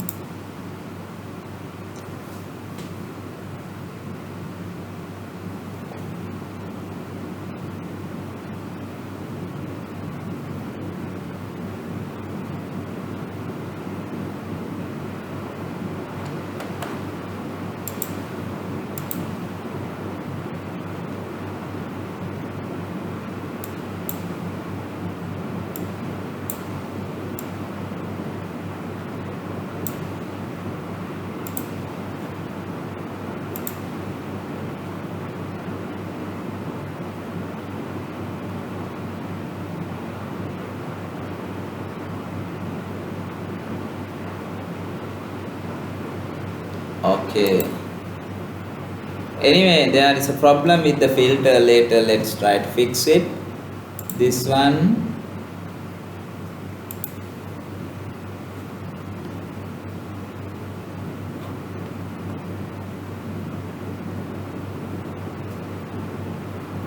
Okay, so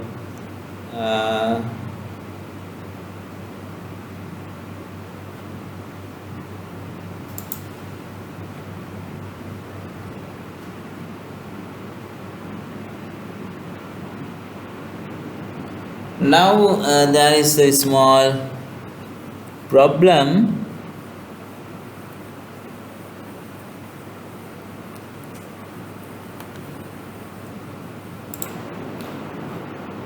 Okay, I made a mistake because actually, yes, I will try this again. Actually, I could have opened this one, click this one. Okay, actually I had done this one.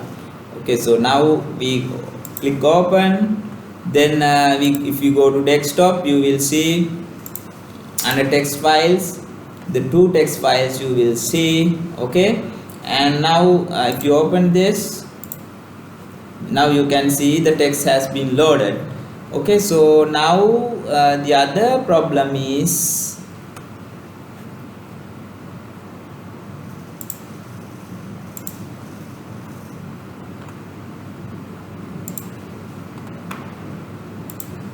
you do not see the Word document here. Okay, now let's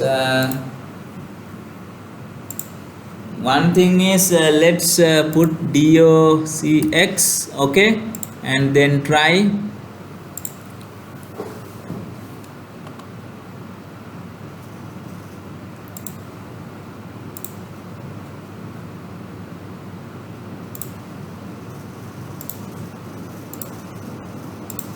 Okay, now it is little bit problematic when we open a file. Okay, so it's better for a rich text box we only open .txt files. Okay, That's why .docx files cause an error. Okay. Anyway, let's keep it as this is it is. So if you want to display all the files, what you should do, all files. Okay. Then this one,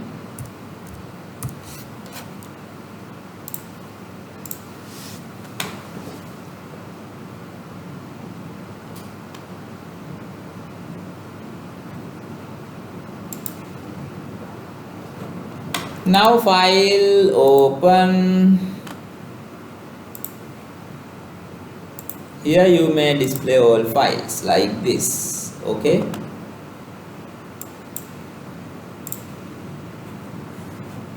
Now I hope that part is clear to you. Now let's move to the next section.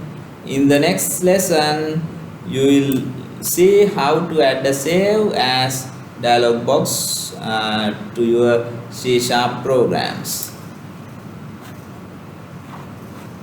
Okay, sorry.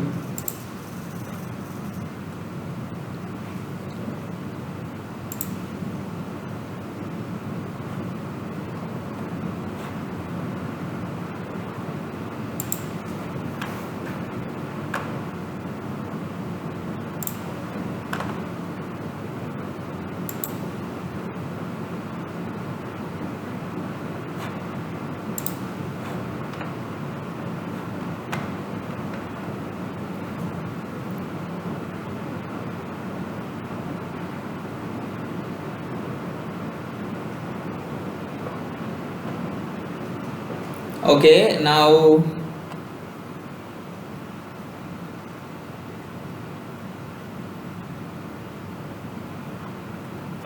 let's look at this.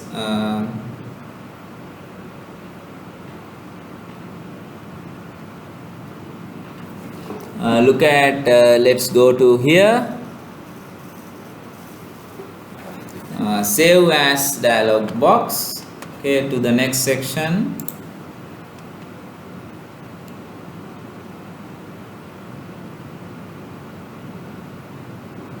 Add a save as dialog box to your C# programs. Okay.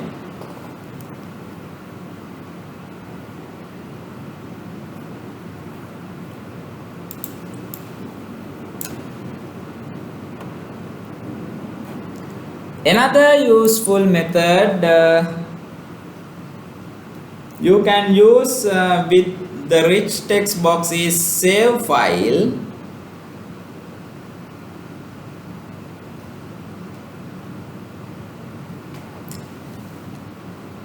As its name suggests, this allows you to save the file that's currently in the text box. We'll use this with another dialog object. This time we'll use the save file dialog control instead of the open file dialog control.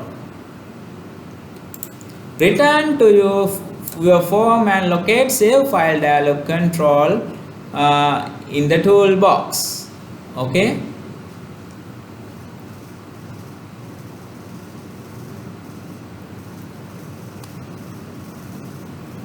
Now we move to the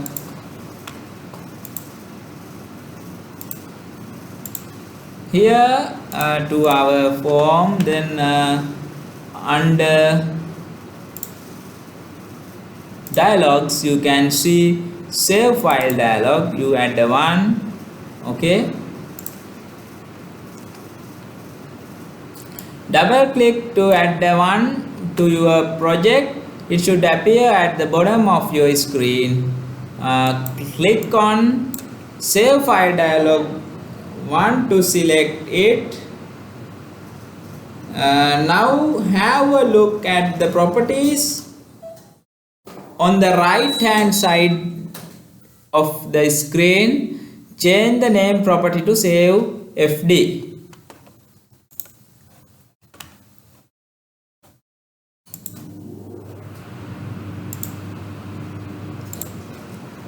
Now here you select this one and go to the properties window, save FD. Okay, save FD. Now go back to your file menu. On your menu strip, click on file, then double click your save menu item. This will open up the code for this item.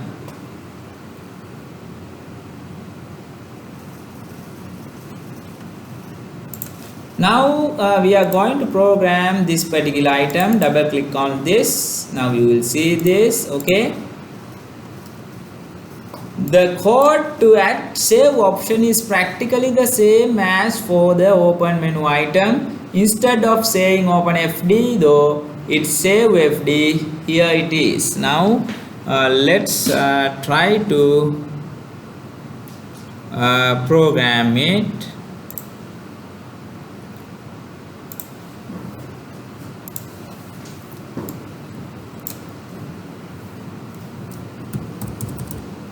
String saved file. Initially we set it to an empty string. After that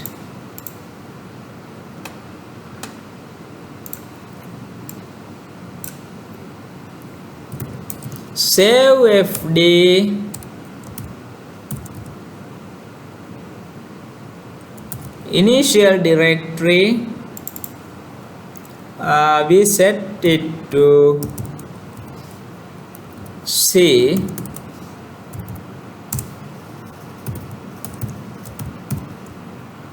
Save FD dot title.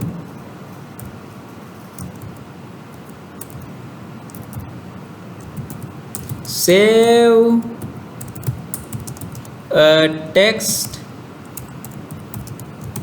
file. Okay, that's the title. This is the initial directory, this is the title, and here we are going to store the path of the place where we are going to save. Okay, path of file we are going to save, and now here save FD dot file name. We initially set it to an empty string. Save FD dot filter.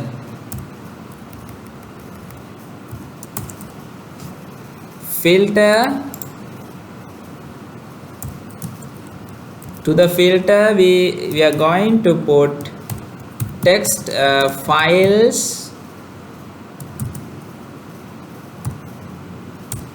with .txt extension. Other than that we are going to add all files. Okay, then after that, as in previous situation, we check whether save FD dot show dialog, this one, user is not going to cancel.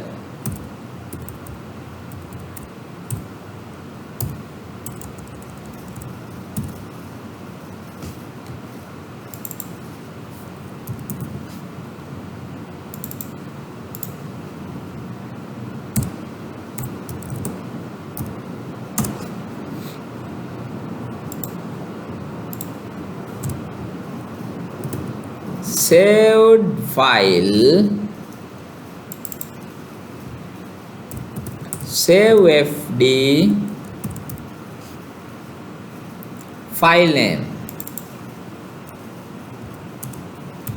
rich text box,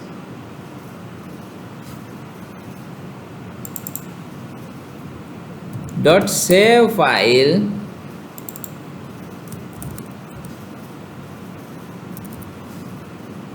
saved file,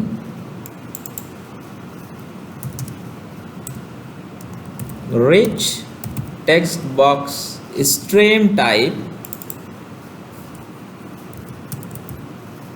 plain text. Okay, this is the code. Now let's see.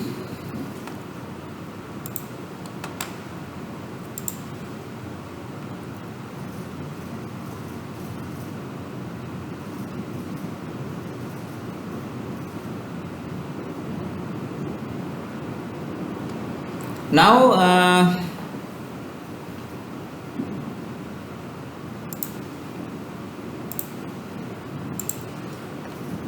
we have created a variable called saved file, and initially it's empty, and initial directory is C, title is this one, file name variable, initially the file name property, initially it is an empty string. Filter, we have .txt files as well as all files.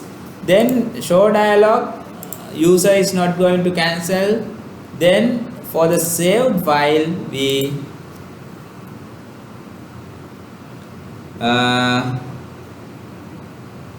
actually get the path to where we store our file. Okay, actually this saved file variable stores the path where we store our file. Okay, then in that particular path the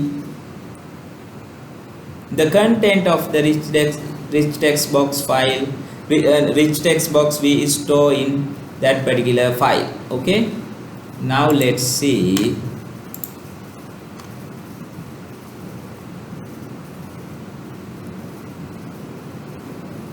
In the rich text box,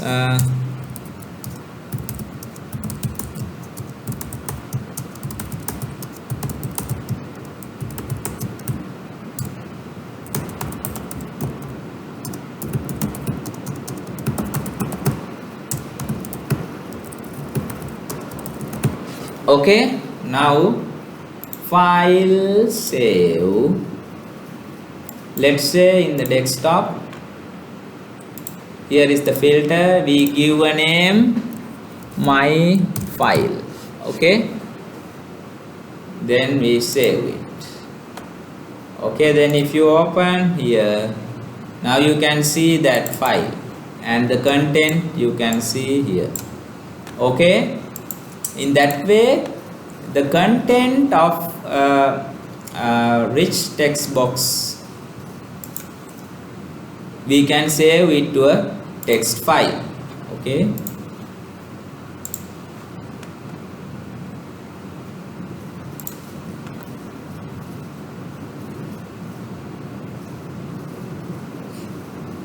you should be able to work out what's happening in the code above the line that does have does the saving is this one, this is the line. Then in the saved file we have the path where to save our file. Okay, and the plain text, the type is plain text. Again, though, there is a better way to manipulate files. Okay, you will learn it later in this course.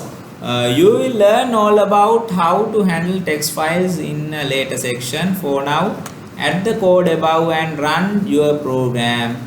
Click your file, open menu item to add text file to your rich text box. Make some changes to the text, then click file save menu item. You should find that the changes are permanent. Okay, now again according to the website, let's file, open, we go to the desktop and let's open this file. After that let's do certain modifications.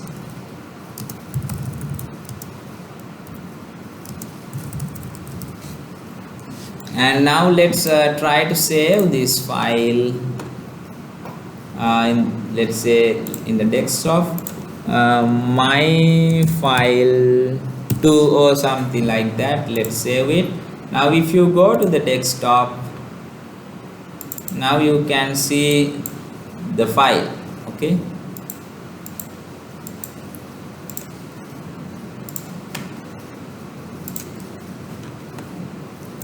Now, okay, let's move from the menus. In the next section we'll take a look at checkboxes and radio buttons. Okay, in the next video I will discuss checkboxes and radio buttons. Okay, and this is the end of this particular video, and thank you for watching.